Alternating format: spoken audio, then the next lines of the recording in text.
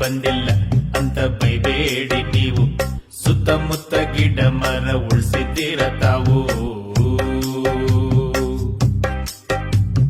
ಬೆಂಗಳೂರಲ್ಲಿ 40 ಡಿಗ್ರಿ ಬಿಸಿಲು, ಆಚೆ ಹೋದ್ರೆ ನಮ್ಮ ಕೈ ಕಾಲು ಆಫು ಬಾಯ್ಲು. ಊರ್ ತುಂಬಾ ಇದ್ದ ಮರ ಒಟ್ಟೊಟ್ಟಿಗೆ ಕಡಿದು ಹಾಕಿ ಪರಿಸರ ನಾಶ ಮಾಡಿಲ್ವಾ? ಎಲ್ಲ ಗುಡಿಸಿ ಗುಂಡಂತ್ರ ಮಾಡಿಲ್ವಾ? ವಾರಕ್ಕೆ ಒಂದು ದಿನ ಒಂದ್ ಕ್ವಾಟ್ರು ಕಮ್ಮಿ ಕುಡ್ದು ಒಂದ್ ಮರ ಬೆಳೆಸೋಕಾಗಲ್ವಾ? ಕುಡ್ದ ಅದ್ರ ಕೆಳಗೆ ಮಲ್ಕೋಬಹುದಲ್ವಾ?